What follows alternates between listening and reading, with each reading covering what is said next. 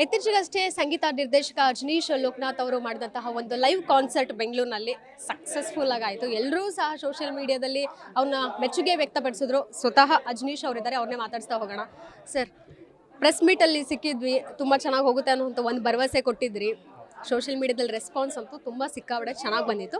Live ಆಗಿ ನಿಮ್ಮ live concert ಬಗ್ಗೆ ಹೇಳೋದಾಗ ತುಂಬ ಖುಷಿ ಇದೆ ನನಗೆ. ನಾವು ಅಂದ್ಕೊಂಡಿದ್ದ ರೀತಿಯೇ ನಮ್ಮ ಕನ್ನಡ ಕಲಾಭಿಮಾನಿಗಳೆಲ್ಲರೂ ಬಂದಿದ್ದರು.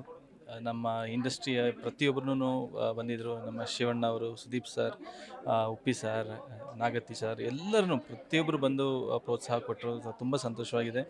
ಇನ್ನು ಮುಂದೆ ಇನ್ನೂ ದೊಡ್ಡದಾಗಿ ಮಾಡುವ ಒಂದು ಹಂಬಲ ತುಂಬಿಕೊಂಡಿದೆ ಮನಸ್ಸಲ್ಲಿ.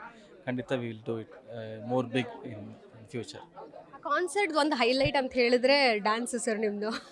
ಅಂದರೆ ಸಂಗೀತ ನಿರ್ದೇಶಕ ಆಗಿ ನಿಮ್ಮ ಒಂದು ಛಾಪನ್ನು ಮೂಡಿಸಿದ್ರಿ. ನಮಗೆಲ್ರಿಗೂ ಹಾಗೆ ಗೊತ್ತಿದ್ರಿ, ಬಟ್ ಈ ರೀತಿಯೂ ಡ್ಯಾನ್ಸ್ ಮಾಡ್ಬೋದಾ ಅನ್ನುವಂಥದ್ದು ಗೊತ್ತಿರಲಿಲ್ಲ. ಹೇಗೆ ನೀವು ಅದರ ಒಂದು ಐಡಿಯಾ ಬಂದು ಪ್ರಿಪ್ರೇಷನ್ ಇರ್ಬೋದು? ಆ್ಯಕ್ಚುಲಿ ನಾನು ಚಿಕ್ಕ ವಯಸ್ಸಿಂದ ಡ್ಯಾನ್ಸ್ ಮಾಡ್ತಾಯಿದ್ದೆ. ನಮ್ಮ ಮ್ಯೂಸಿಕ್ ಡೈರೆಕ್ಟರ್ ಆಗಿಂತ ಮುಂಚೆ ನಾನು ಸ್ಕೂಲ್ನಲ್ಲೆಲ್ಲ ಡ್ಯಾನ್ಸ್ ಮಾಡ್ತಾಯಿದ್ದೆ, ಕೋರಿಯೋಗ್ರಫಿ ಮಾಡ್ತಾಯಿದ್ದೆ. ನನ್ನ ಸೀನಿಯರ್ಸಿಗೆ ಜೂನಿಯರ್ಸಿಗೆಲ್ಲರೂ ಸೊ ಡ್ಯಾನ್ಸ್ ಇತ್ತು. ಈ ಒಂದು 25 ವರ್ಷದಿಂದ ನಾನು ಡ್ಯಾನ್ಸ್ ಇಲ್ಲಿ ಮಾಡ್ತಿಲ್ಲ. 2 ಬೆಂಗಳೂರಿಗೆ ಬಂದಾಗಿಂದ. ಯಾಕಂದರೆ ಮ್ಯೂಸಿಕ್ ಮೇಲೆ ತುಂಬ ಕಾನ್ಸಂಟ್ರೇಟ್ ಮಾಡಿದ್ದೆ ನಾನು. ಸೊ ಇವಾಗ ಮತ್ತೆ ಅದೊಂದು ಸಂದರ್ಭ ಬಂತು ಮಾಡೋದಕ್ಕೆ, ಸೊ ಒಂದು ಮಾಡಿದೆ ಅಷ್ಟೇ. ಅಜಯ್ ಸರ್, ಈಗ ಯಾರನ್ನ ತುಂಬ ಅಡ್ಮೈರ್ ಮಾಡ್ತೀರಾ ಡ್ಯಾನ್ಸ್ ಅಂದರೆ? ನಾನು ಅಫ್ಕೋರ್ಸ್ ಮೈಕಲ್ ಜಾಕ್ಸನ್ ಇದ್ದಾರೆ, ಹೃತಿಕ್ ರೋಷನ್ ಅವರಿದ್ದಾರೆ. ಸೊ ಒಬ್ಬೊಬ್ರದ್ದು ಒಂದೊಂದು ಸ್ಟೈಲು.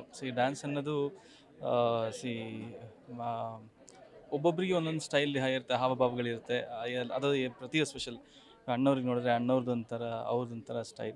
ಸೊ ಇಂಡಿವಿಜುವಲಾಗಿ ಒಬ್ಬೊಬ್ರದ್ದು ಒಂಥರ ಇದೆ. ಸೊ ಈ ಥರ ಎಲ್ಲರೂ ಬಂದು, ಎಸ್ಪೆಷಲಿ ಮೈಕಲ್ ಜಾಕ್ಸನ್ ಅವರು ಚಿಕ್ಕ ವಯಸ್ಸಿಂದ ಅವರ ಹಾಡುಗಳನ್ನ ನೋಡಿಕೊಂಡು ನಾವು ಬೆಳೆದಿರೋದ್ರಿಂದ ಅವರ ಡ್ಯಾನ್ಸ್ ತುಂಬ ಇಷ್ಟ. ಪ್ರಭುದೇವ್ ಅವ್ರದ್ದು ಕೋರಿಯೋಗ್ರಫಿ ಅಂತ ನಂಗೆ ತುಂಬ ಇಷ್ಟ, ಡ್ಯಾನ್ಸ್ ಕೂಡ.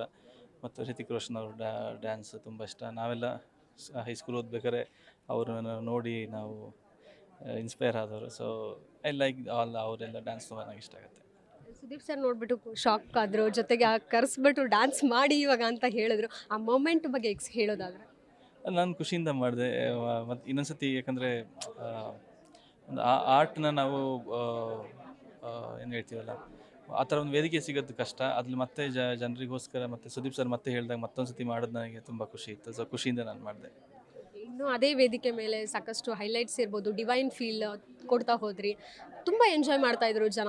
ಈ ರೀತಿಯಾಗೂ ಒಂದು ಕಾನ್ಸರ್ಟ್ ಮಾಡ್ಬೋದಾ ಅನ್ನೋವಂಥದ್ದನ್ನು ಒಂದು ಹೊಸದಾಗಿ ನೀವು ಇತಿಹಾಸ ಕ್ರಿಯೇಟ್ ಮಾಡಿದ್ರಿ ಬೆಂಗಳೂರಲ್ಲಿ ಅಂತ ಹೇಳ್ಬೋದು. ಸೋಷಿಯಲ್ ಮೀಡಿಯಾದಲ್ಲಿ ಆ ಒಂದು ವೈರಲ್ ಆಗ್ತಿರೋ ವೀಡಿಯೋಸ್ ನೋಡಿದಾಗ, ಕಾಮೆಂಟ್ಸ್ ನಿಮ್ಮನ್ನು ಪ್ರತ್ಯೇಕವಾಗಿ ಟ್ಯಾಗ್ ಮಾಡಿದಾಗ ಯಾವ ರೀತಿ ಖುಷಿ ಆಯಿತು? ತುಂಬ ಖುಷಿ ಆಯ್ತು. ಯಾಕಂದರೆ ನಮಗೆ ನಾನು ಮುಂಚೆನೇ ಲಾಸ್ಟ್ ಪ್ರೆಸ್ ಮೀಟಲ್ಲಿ ನಾನು ಹೇಳಿದ್ದೆ, ನಿಮ್ಮ ಹತ್ರನೂ ಹೇಳಿದ್ದೆ ಅನಿಸುತ್ತೆ. ನಾವೊಂದು ಆ ಕಲ್ಚರ್ ಒಂದು ಶುರು ಆಗಬೇಕು ಅನ್ನೋ ಒಂದು ಆಸೆ, ಹಂಬಲ. ಇದು ಬಂದು ಕೇವಲ ಮಾಡಬೇಕು ಅನ್ನೋ ಒಂದು ಉದ್ದೇಶ ಅಲ್ಲ.